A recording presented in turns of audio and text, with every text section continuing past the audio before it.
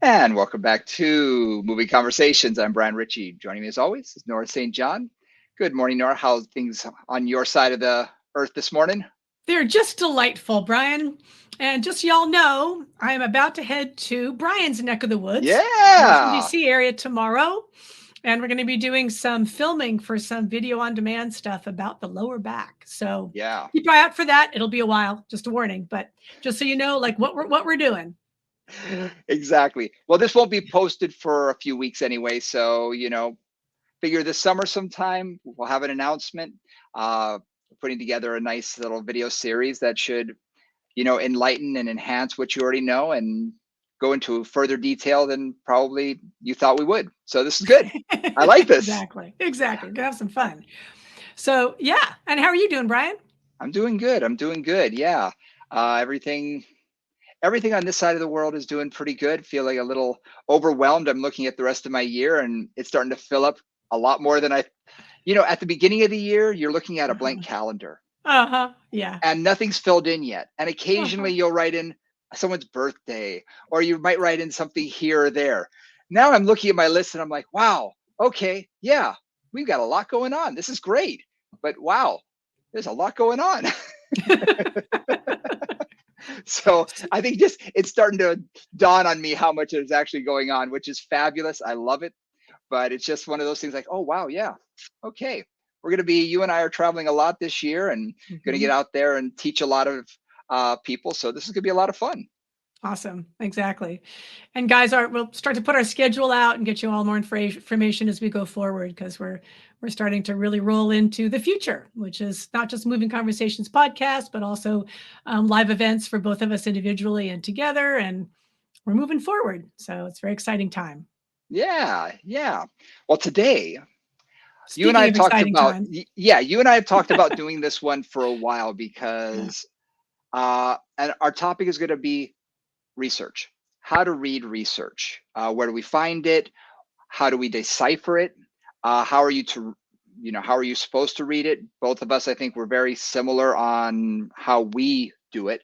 So I thought it'd be a nice way to come out and do it. Because how many times have you had a client or a colleague or a student come up to you and say, "I read this one article," Hmm. or you'll read something from a newspaper article Yep. or something, especially some of the, let's just say, not often the New York Times or one of the larger ones, but often one of the smaller ones. And the entire article is based on a single study.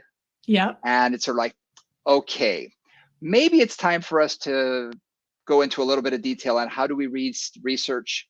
How do we, pick and choose what we're to believe? And one of the things that Brian and I always focus on, and I think you know this if you've been listening to any of these podcasts with us, is this idea of just movement science. What does the science say as best as we can determine?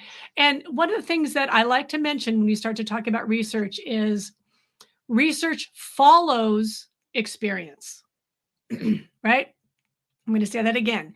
Research follows experience. Yep. And the reason that I say that is because there's a big push, and appropriately in many circumstances, for research based or evidence based treatments or protocols or that kind of thing.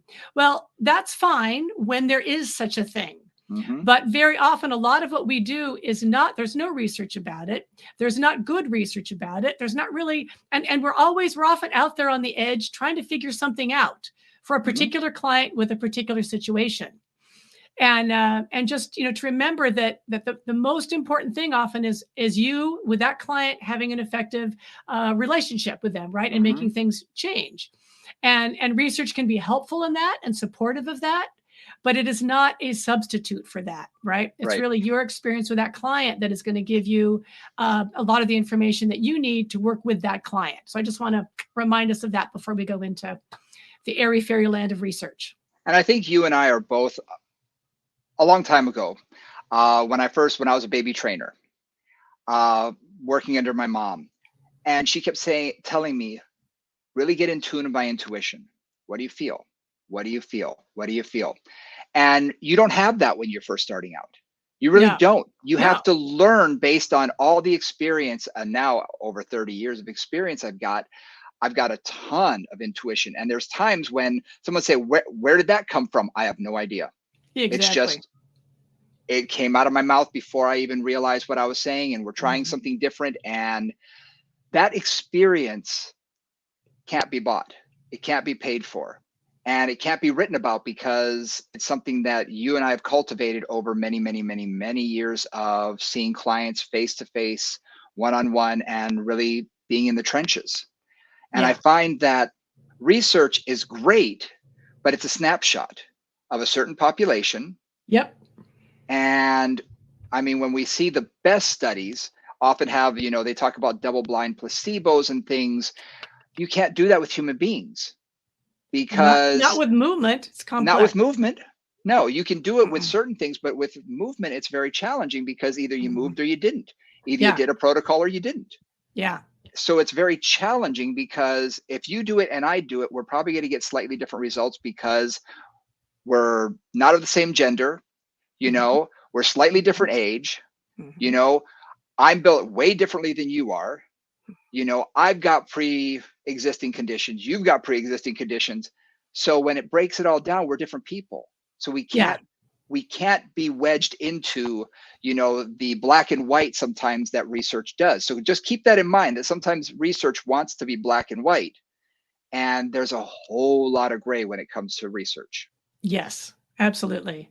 And one thing that I want to add to that, these are our kind of caveats before we talk a little more about this, is I'm going to use an analogy here. So the human body is complex and they're very different, right? They've discovered that in many, many, many ways, that when they're giving, for example, a drug and they're in drug trials with people, well, 60% of the people respond well to it, 20% doesn't do much, another 20% have a negative reaction.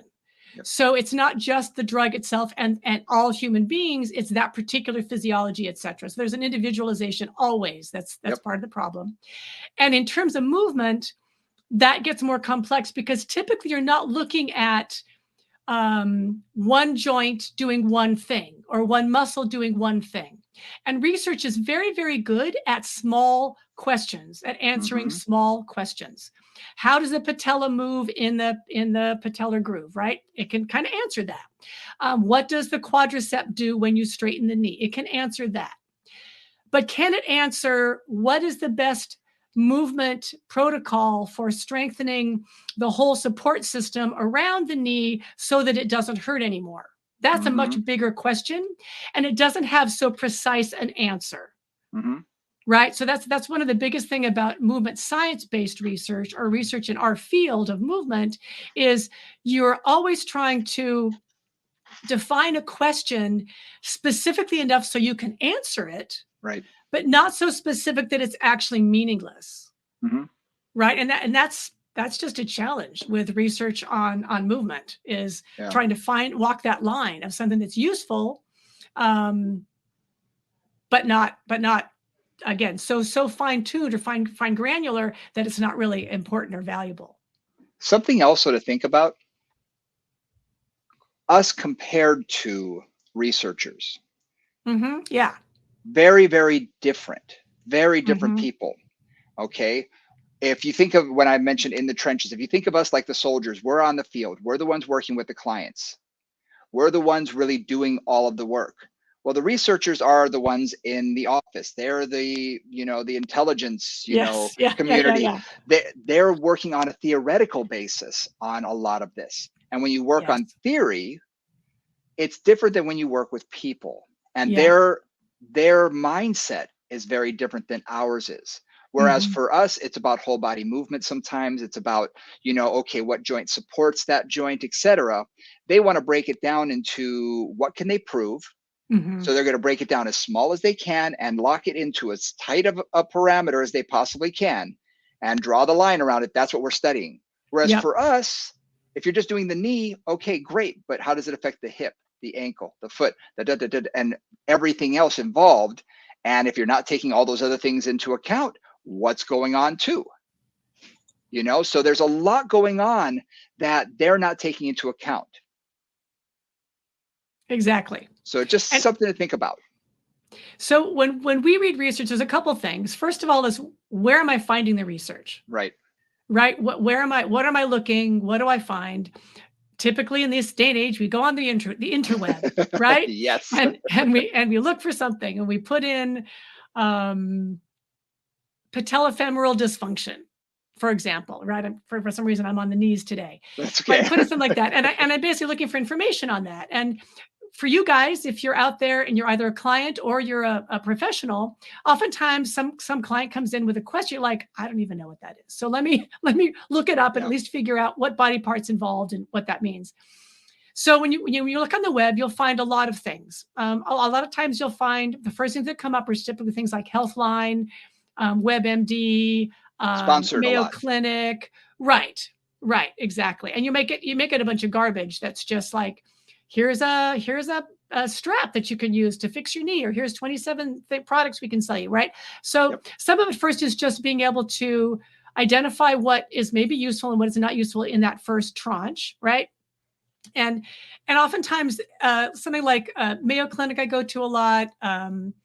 That's one that I find is useful. Other ones sometimes we'll just have a basic introduction to what is the thing, what is the pathology, what are the common treatments that you give, and just like in a very basic way. Yep. And so those are often like times a nice place to start. But let's say I want to go, well, what might be the best way for a movement professional to treat somebody with patellofemoral dysfunction? Right. So I'm kind of looking at physical therapy for patellofemoral dysfunction, something like that. Hmm. And then things suddenly get way more complicated pretty Yeah. quickly. Yeah. Yeah. So then you're going to come up with a lot of things. And some of those are going to be things like Physiopedia, which is not that great a website, or Wikipedia will sometimes show up. I don't find particularly Physiopedia to be. It seems like a bunch of different people have written a bunch of different articles, and they're very variable in terms of everything. Hmm. And then you'll find actual research articles. Typically, like I'm looking for things from PubMed. I'm looking for things from National Institutes of Health, NIH. Um, there's a couple of things I sometimes find. Stat Pearls is Hmm. oftentimes a good summary of an issue or a situation or a surgery or a condition. So those are a bunch of things that I kind of go to.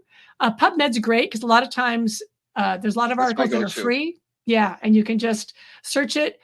And then once I find an article that I like or that is telling me what I want to know, then I also look at the references at the bottom of that article, and then I may dive deeper into those. The places that I often will go that I trust are going to be Cleveland Clinic, Yeah, yeah, there you Mayo go. Clinic, Yep. uh, because oftentimes if I typed in patellofemoral dysfunction or patellofemoral syndrome, Mhm. for instance, and you can see the first ones that come up are going to be Healthline, and they're going to be things that are just so generalized. Yeah. And often I tell this to my son all the time because he always says, "Oh, I saw something on the internet." And I would say, Yeah. okay, the person who wrote it, chances are that's their opinion. Uh-huh. Okay, if I wrote something on the internet, it'd be based on my experience and my opinion. Now, a Right. lot of people who are writing it are paid to write it, and they're young, and they may not have the same experience that you and I do, or a physician or a physical therapist might, Well, they're uh, often a journalist, right? Who's or just a been told to write an journalist. article on X. So they're doing the same research we're doing, wandering through the internet and trying to get some information to throw out there. Exactly, exactly. So a lot of times I will, disregard all of those and go for someone like, you know, Mayo Clinic, and then I'll click on Mhm. that, but I'll also look who wrote it. And Uh-huh. often Right. you'll see a couple, two, three, four physicians will Yes. have contributed.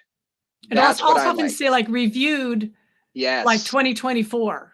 Right. yes, I often say the review date on it, which is really useful for especially for things that are moving quickly. Like I think yes, about, we talked about in terms of weight loss drugs. yes, That I'm really exactly. looking at like what is the newest When's the information last on that? time? Because that is moving fast. And I Yep. kind of want more current information on that. And I also appreciate if you get it from certain places like Mayo Clinic, Cleveland Clinic. When you go down to the end of the article, what's nice about it is the article is often written in plainer language than Yeah. if you went to PubMed. Yep. There are times I've been reading research for most of my adult life, and there are times I'll read the same paragraph four times and be like, I have no idea what the heck he's talking about. Or they'll You're say, gonna you're gonna translate every word. or they'll give you initials, and you'll be like, Yes. RT. Where was that before? I never saw that. And you're scrolling, and the one mention of it, you're like, doggone it, I totally missed that. But if it's written in more plain language, it's good. And then at the end of the article, they'll often cite where they got their, their citations and their research, which is nice. And there won't be 300, there might be Yeah. 5. And Yeah. that's a good place to start because you're reading Mhm. it in plain language. It usually puts it into a context that we can discuss Yeah. or at least understand as the lay population, because let's face it, a lot of people are more lay population than, movement professionals for the past, several decades. Yeah. And so that's a good place to start. And then you can dive into the research itself. Now, one of the things that I wanted to just mention here was when I go to find research. Okay, so like why do I care? Um, Very much if whatever your particular background is, whether you're a client or whether you're a professional, if you're a movement professional, you've had some training, right? And a lot of times that training has distilled certain amounts, certain kinds of movement science research into a perspective or a technique or a method that you can then use, right? So a Mm-hmm. lot of times there is a lot of research behind what you do and what you've been taught, and you just don't know what it is. So just know that a lot of any reputable program will have a lot of that in its background. When I'm going to find research, it's when there's something new, like for example, fascia is something that I've done a lot of reading on and researching about because it's evolving field, and I'm trying to figure it out. Yep. So yes, there's something like Anatomy Trains, which has taken a lot of that research and distilled it in a really beautiful way. Or there's other resources as well. I know Robert Schleip has some really wonderful books that have distilled some of that research. But sometimes I want to know, like, where did they get that from? Like, Right. where did that particular thing come from? Yep. And I'm going to use an example from Pilates. Um, in Pilates, and actually in osteoporosis, I'm talking about osteoporosis in Pilates, right? There's a lot of research that says that if you have loaded flexion, especially with rotation, you are more likely to fracture the spine, which kind of makes sense if you think about it, Mm-hmm. right? If there's osteoporosis in play. Well, when you look into that and you look into the research for that, you discover that that's based on a relatively small study, like 40 people that Mm. they followed over a period of time. And they discovered that when people did loaded rotation, there were more, loaded flexion and rotation, they were more likely to fracture than if they did, say, extension. And so it's kind of like, okay, well, that's interesting. And there's some truth in that. People definitely could fracture that way. But it's also like, that's a small sample size. And so a lot of times when I'm looking at research, I'm looking at sample size. Like, is this 20 people? Is this 40 people? A lot of research is done by graduate students in a Yep. physical therapy program or a kinesiology program or a sports science program. And they basically oftentimes recruit their buddies who are all in their 20s as clients or Yep. research subjects, because that's who they have access to, and they get 14 of them or they get 25 of them, and that's what they base their research on. Yep. So if you are reading research, really look at what are the demographics. Do they match your demographics of who you're thinking about in terms of why you're reading this research? And was the sample size big enough to really be useful? One other study I was reading was about power plates and vibration training, and it was for osteoporosis. And it was like, okay, so the sample size was under 30, and a quarter of the sample dropped out after the first session because it was so uncomfortable. Yep. So I'm like, okay. In my opinion, that's meaningless research. That doesn't tell me anything.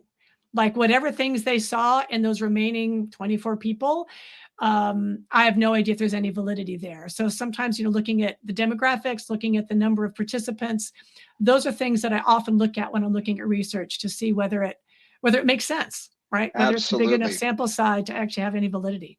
Yeah. If the sample size is too small, and the thing that, yeah, if it's too small, you're not going to see a good snapshot of, general society demographics.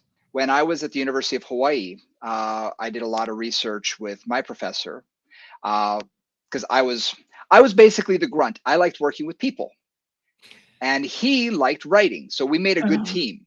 Yeah. So I would do all the sampling.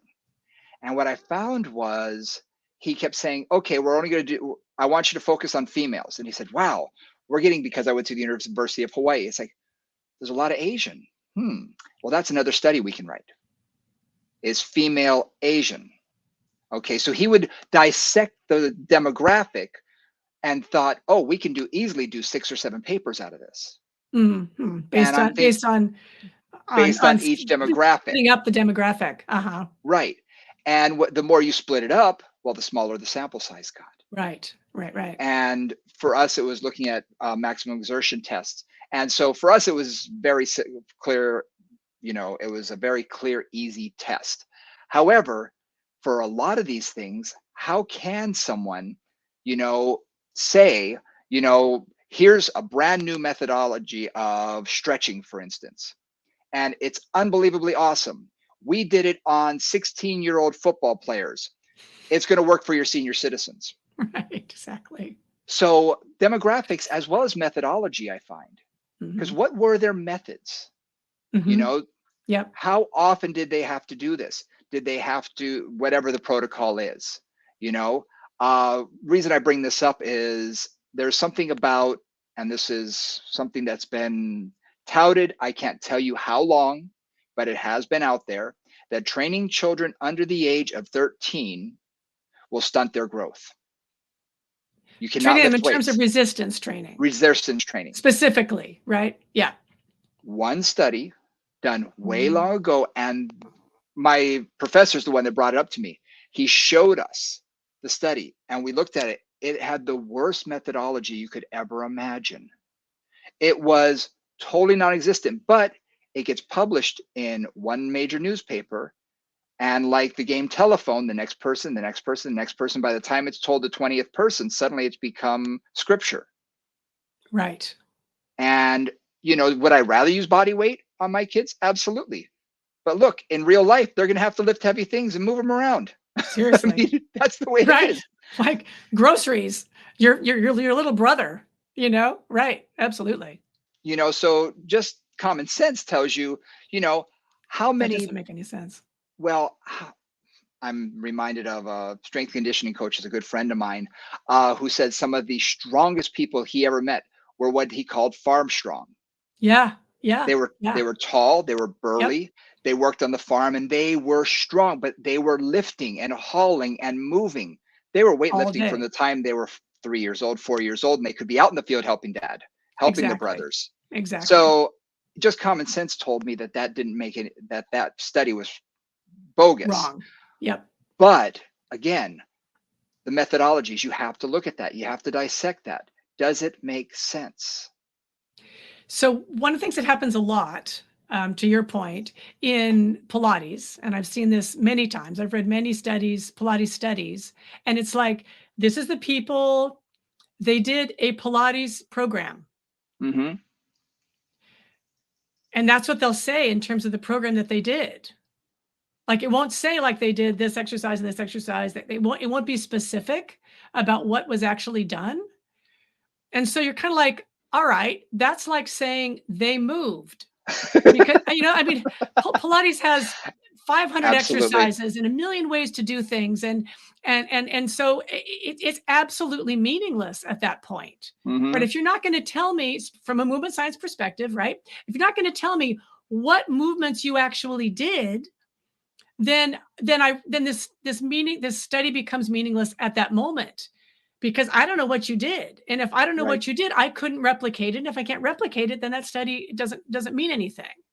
Right. So, right. So methodology, right? Does it tell you what they did? And especially from a movement perspective, did they tell you what the moves were that they did, or what resistance they used, or what equipment they used, or how many reps they did, or how they progressed it? Like, that kind of specificity is kind of critical if you're actually going to have faith in that particular study. So there's one thing, that methodology piece is what they do. Did it make sense? In physical therapy, I see in those studies all the time. We did a knee strengthening routine. Right.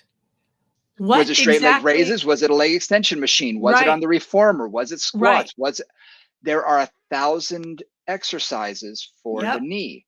Yep. how many repetitions, how many sets, how often, frequency, intensity, all of All these that. variables that weren't, it just said they did that compared to a group that didn't. Well, guess what? They got stronger. They did something.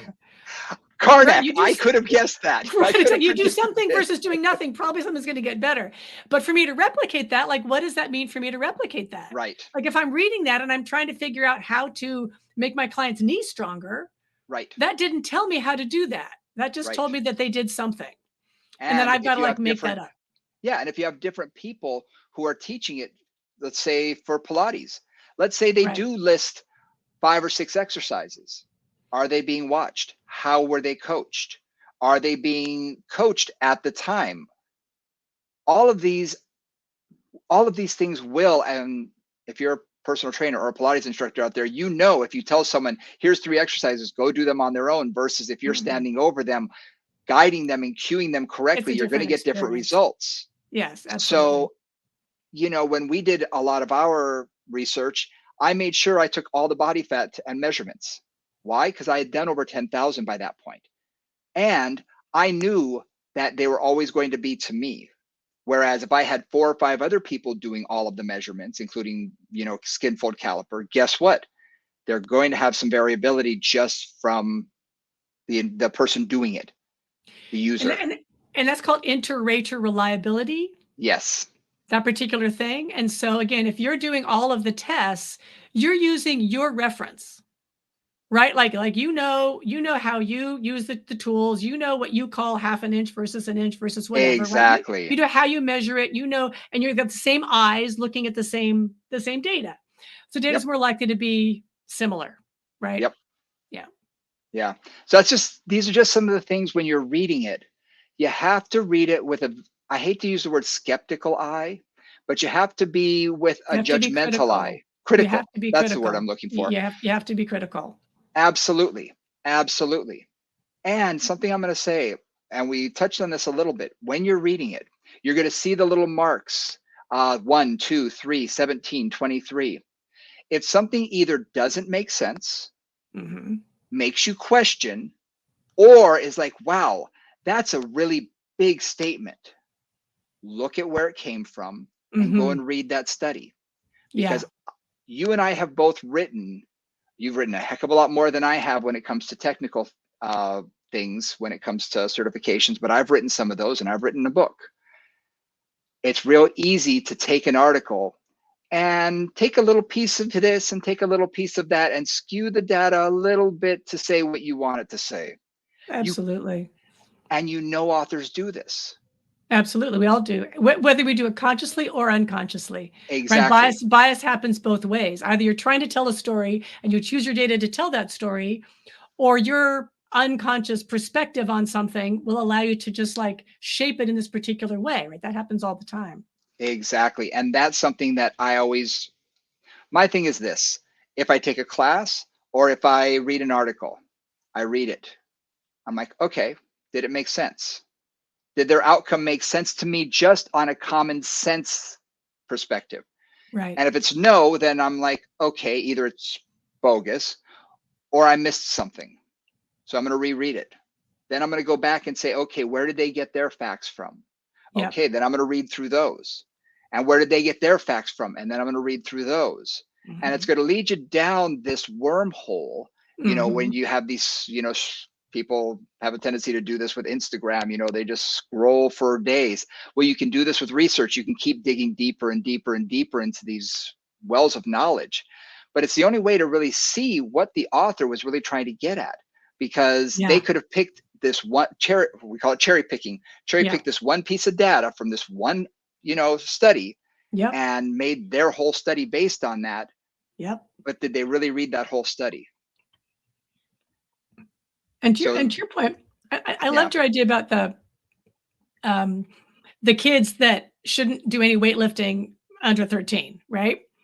Again, it's like it's also, does it pass the common sense test? exactly. Right? Because some things just don't pass the common sense test. Or like I remember an article, a research article that was all about how when women wear high heels, over time their Achilles tendon gets shorter. Shocking, shocking. Like, who can imagine such a thing? So in that case, it was just banal. It's like, duh. If you're going to put your foot in a particular position, your body in a particular position for extended periods of time and not do anything to change those ranges of motion, those muscles are going to shorten up and tighten up and you're going to lose some range of motion. Like, so there's banality, right? Which is Yeah, sometimes it, or in your case, it's like, this just doesn't make any sense. right, Like, how can you expect a 13-year-old never to have lifted anything, especially a right, 13? right. I mean, 8-year-olds have less strength. 13-year-olds, I don't know, man. I was practically full grown at 13. I was physically capable of most things I'm capable of now, if not more so. Yeah. You I know. take both my boys to the gym with me, and 16-year-old and 13-year-old. Well, guess what? The 13-year-old, we're lifting weights. We're Mhm. doing things. We're a lot of body weight exercises, a lot of what I call loaded movement. Lift this up, move this over here, squat this over here. Do I put a heavy bar on his back? No, but then again, I don't need to. There's 1,001 different ways to exercise somebody. Yeah. But at the same time, I know that there are strength and conditioning coaches out there working with kids as young as 8 and 9 years old, doing major lifts, and these kids are getting stronger. And guess what? They're still growing. So Mhm. Yeah. again, you're like you said, does it pass the common sense test? Mhm.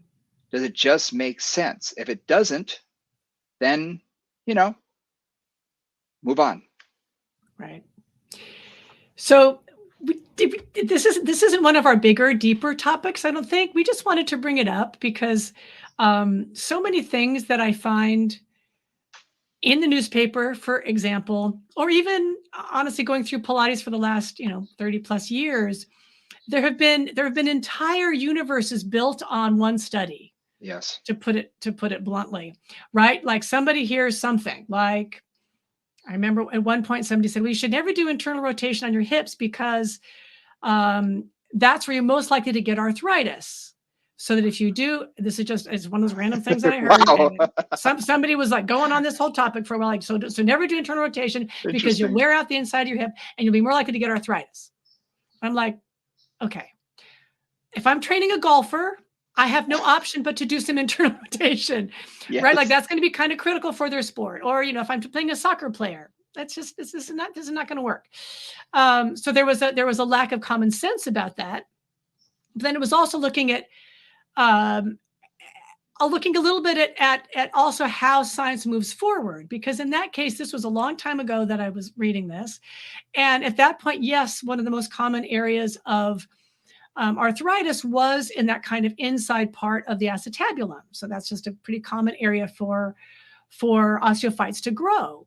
But also turns out that arthritis, and this is a newer development of arthritis, isn't just a wear and tear situation.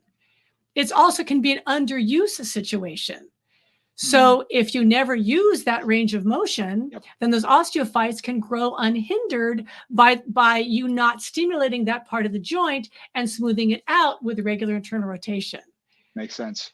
Right. So it's Yep. also one of those things where that was a certain perspective of uh, arthritis happens because of wear and tear. So don't wear and tear that part. And it turned out, well, yes, there's some truth in that, but there's also truth in the fact that arthritis can also come from lack of use, not just overuse. And so if you're not actually moving that area, you're not actually wearing out those osteophytes, or you're just keeping that area stimulated in a positive way to not grow those osteophytes. So Yeah. that's also that, like research changes and perspectives on things change. And that's also why it's useful to, like, question your assumptions, question the things you think you know every now and then, and just go back and dive in and go, is this still true? Are the facts that I learned 5, 10, 15, 20 years ago still really relevant? Hmm. Something else to think about. Just because something hasn't been proven yet doesn't mean it's not true. Absolutely. And that's something that I think we sometimes get hung up on when we think about data. Well, where's your data? What Mhm. study? Well, look, not everything can be proven and not everything has been studied yet. Mm-mm. And so also keep that in mind. That's when our experience, our own personal experiences come into play, and why on 99% of the clients, these exercises work the best. But on that 1%, the contraindicated exercise actually seems to work better. Why Yep. is that? Right. So just because it hasn't been proven yet, remember, hypothesis may lead to data. Mhm. You know, there's tons of hypotheses out there, and we're coming up with new ones all the time. So just because it hasn't been proven doesn't mean it's not true. You know, but also don't get hung up on it and say, oh, well, my belief is this, because we've all taken classes where we're listening to the person like, you're basing this whole class on 3 clients. Right. Exactly. Exactly. It doesn't seem like the best choice. Probably not. Yeah, I mean, exactly. That's a good point, right? That you want to make sure that what you're doing doesn't always like that's kind of where I started really, which is that experience leads research. Yeah. Experience, it's like when you work with enough clients for enough periods of time, you start to have those, they can call it intuition.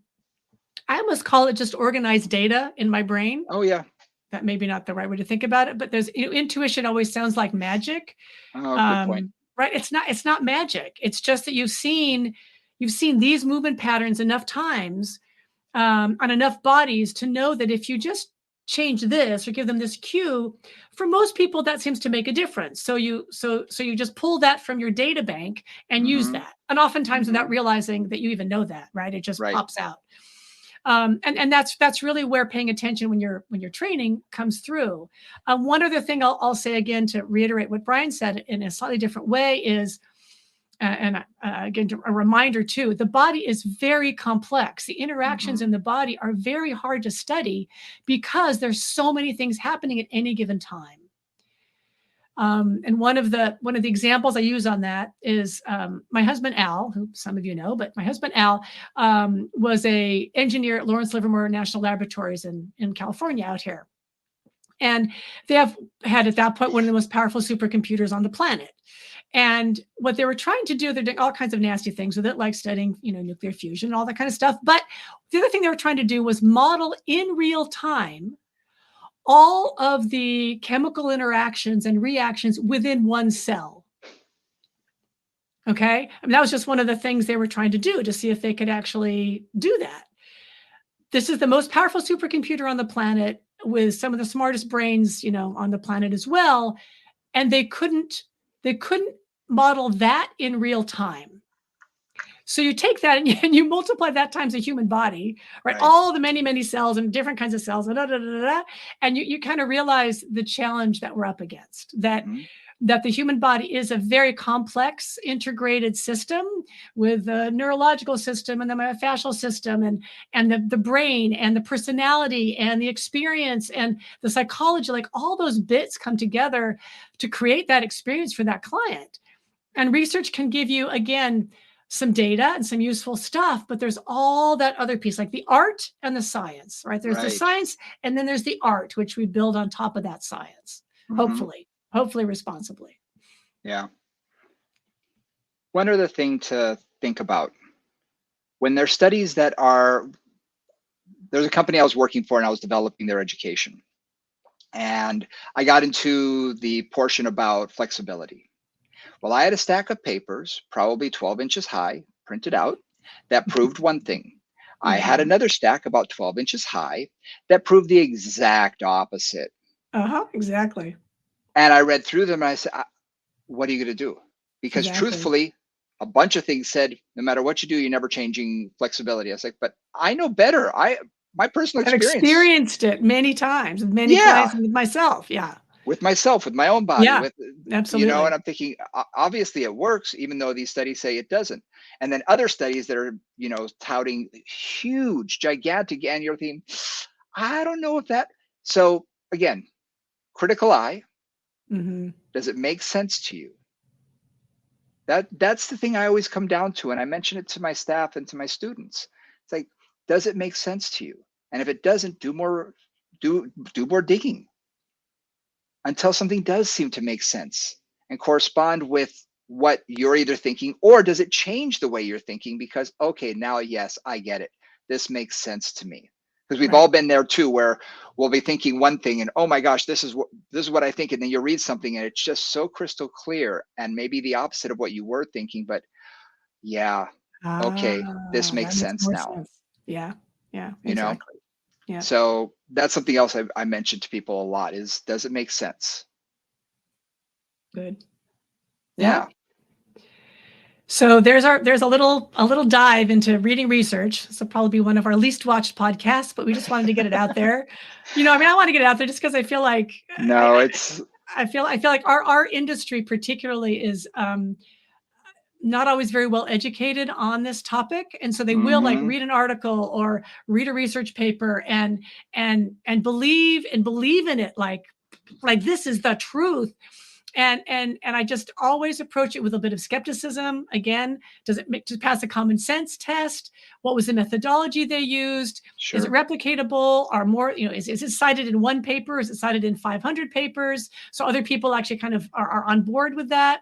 So Yep. just, some things to think about as you go forward and try to understand the world and the body a little bit better. See, for me, I think this podcast or ones like it that explain this, every journalist who's ever written about scientific papers, Yeah. every student who's ever Yes. written about a scientific paper, I think it is very important to take a look at that, because these seem like common sense to some of us, but to other people, they need to be told. So, and on that note, if you want to reach us, if you want to give us a topic for us to talk about, a little sexier topic maybe, human body wise or movement wise, you can reach us at movingcombos@gmail.com, our social media, Moving Convos on Instagram, Moving Conversations on Facebook. We're posting on those things. I'm trying to post whenever we have something that is movement oriented. I try and post some movement shorts. Be on the lookout for more movement shorts. We're going to be doing even more of those type of things out there. So we're just going to be expanding. I think something that we probably said on our first couple podcasts that I want to reiterate. We are still learning as hosts, and we're now getting better at what we're doing, and we're expanding. And hopefully, if this is what you're liking and you're enjoying it, let us know. We'd really appreciate it. And if there's something you'd like us to cover or like us to do, please let us know, because we're still learning. This game of podcasting, it's a young person's game, and at 53 years old, I feel like I have a lot of catching up to do, but I think we're doing all right. I think we're doing all right. So Absolutely. until next week, for Nora St. John, I'm Brian Ritchie. We will see you next time. Bye, guys.